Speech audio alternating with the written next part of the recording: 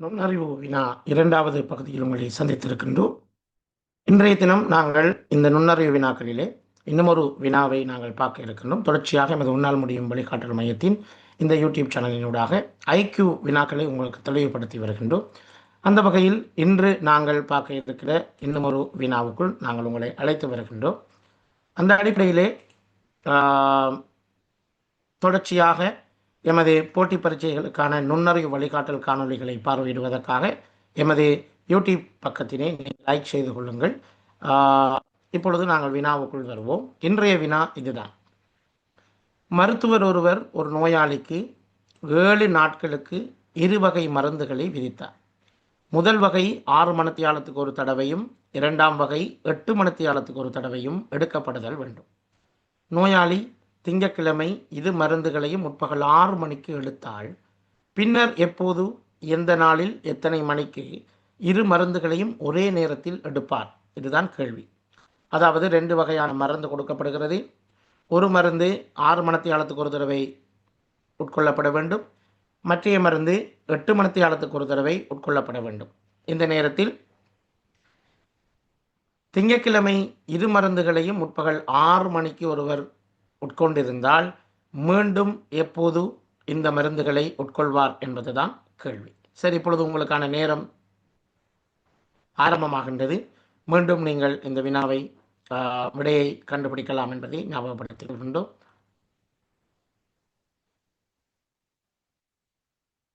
உங்களுக்கான நேரம் சென்று கொண்டிருக்கின்றது.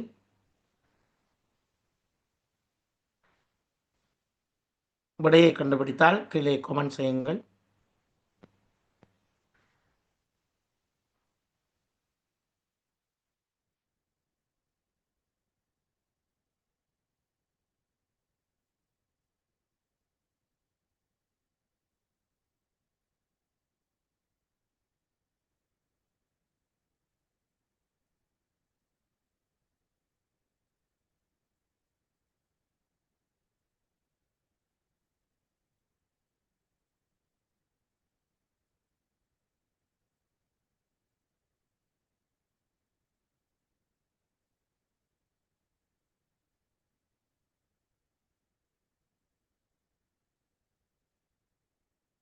உங்களுக்கான நேரம் நிறைவடைந்து விட்டது.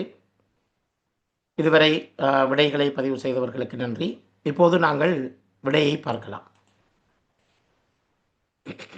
கேள்வி என்னவென்றால், மருத்துவர் ஒருவர் ஒரு நோயாளிக்கு 7 நாட்களுக்கு 2 வகை மருந்துகளை விதிக்கிறார். முதல் வகை 6 மணித்தியாலத்துக்கு ஒரு தடவையும், இரண்டாவது வகை 8 மணித்தியாலத்துக்கு ஒரு தடவையும் எடுக்கப்படல் வேண்டும். இப்போ என்னென்னு கேட்டால், 6 மணித்தியாலம் என்கிற ஒரு கேப்பும் 8 மணித்தியாலம் என்ற ஒரு கேப்பும் இருக்கிறது. இந்த 6ம் 8ம் எப்போது மீண்டும் ஒரே நேரத்திலே இந்த மருந்தை எடுக்கக்கூடிய ஒரு நேரத்தை உருவாக்கும் என்பதுதான் கேள்வி. So very simple. போமசி அப்படிங்கிற ஒரு விஷயம் நாம் படிச்சிருப்போம். பொது மடங்குகளில் சிறியது. இங்கே 2 நம்பர்ஸ் தான் தொடர்புபடுகிறது.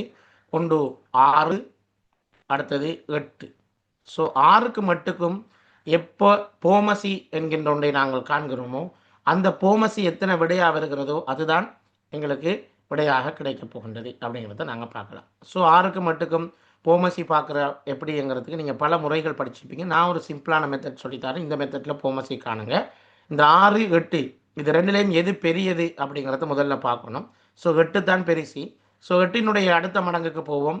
16. 16 6ஆல் வகுப்படுமா? வகுப்படாது. ஸோ அடுத்த மடங்குக்கு போவோம். 24. 24 6ஆல் வகுப்படுமா? ஆம். அப்போ 24 தான் போமசி. ஸோ இந்த மாதிரி சிம்பிளாக நீங்கள் போமசியை கண்டுகொள்ளலாம். எந்த இலக்கம் பெருசோ அதை நீங்கள் முதல்ல பார்க்கணும். பார்த்துட்டு அதில் 2வது மடங்கு 3வது மடங்குன்னு ஒவ்வொன்றா பார்த்து கொண்டு போகணும். எந்த மடங்கு இந்த சிறிய இலக்கத்தால் பிரிபடுகிறதோ அதுதான் போமசி. ஸோ 24 6ஆலையும் வகுப்படும், 8ஆலையும் வகுப்படும். இங்கே 4 முறை, இங்கே 3 முறை. ஆகவே போமசி 24 அப்படிங்கிற விஷயத்தை நாங்கள் கண்டுபிடிச்சிடலாம். அப்போ முதலாவது ஸ்டெப், நாங்கள் நோயாளி 2 மருந்துகளையும் மீண்டும் ஒரே நேரத்தில் எடுத்துக்கொள்ளும் நேரம் பார்க்கணுமாக இருந்தால் 2 மருந்துகளை மட்டும் இடைவெளி நேரத்தை பார்க்கணும். ஸோ ஒன்று 6 மணித்தியாலம், ஒன்று 8 மணித்தியாலம். ஸோ போமசியை பார்ப்போம். போமசியை கண்டுபிடிச்சோம்னு சொன்னால் 6 மட்டுக்கான போமசி 24 அப்படிங்கிறது எங்களுக்கு கிடைக்குது. ஸோ மீண்டும் 24 மணித்தியாலத்துக்கு பிறகுதான் அதே மருந்தை ஒன்றாக உட்கொள்வார்கள். அப்படி என்றால் திங்கட்கிழமை காலை 6 மணிக்கு அவர்கள் உட்கொண்டிருந்தால் மீண்டும் 24 மணித்தியாலம் எப்போ வரும்? செவ்வாய்க்கிழமை முற்பகல் 6 மணிக்கு தான். அவர்கள் அந்த மருந்தை ஒரே நேரத்தில் எடுத்துக்கொள்வார்கள். ஸோ இந்த மாதிரி கேள்விகள் வந்தால் கெப் எவ்வளோன்னு பார்க்கணும். அந்த கெப் எல்லாத்துக்கும் நீங்கள்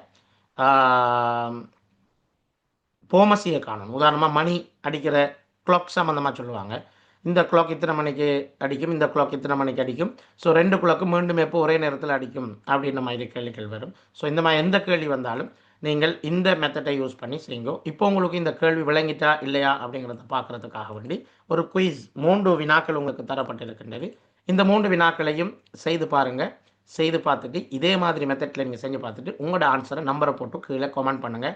முதலாவது வினாவுக்கு என்ன விடை, 2வது வினாவுக்கு என்ன விடை, 3வது வினாவுக்கு என்ன விடை பார்க்கலாம். உங்களுடைய நுண்ணறிவை வளர்த்துக் கொள்வதற்கு ஒரு சிறிய முயற்சி. ஸோ நாங்கள் நேற்று பார்த்த வினாவுக்கு மேலதிகமாக இன்று ஒரு வினாவை பார்த்துருக்கிறோம். மேலதிகமாக உங்களுக்கு 3 வினாக்களை தந்திருக்கிறோம். இந்த 3 வினாக்களுக்குமான ஆன்சர்ஸை நீங்கள் கமெண்டில் சொல்லுங்கள். மேலதிகமாக இன்னும் எங்களுடைய சேனலை நீங்கள் சப்ஸ்கிரைப் செய்து கொள்ளலைன்னா இப்போவே சப்ஸ்கிரைப் பண்ணி வச்சுக்கொள்ளுங்கள். தொடர்ச்சியாக இப்படியான வீடியோக்கள் தினமும் நாங்கள் போடுவதற்கு காத்திருக்கின்றோம். நன்றி.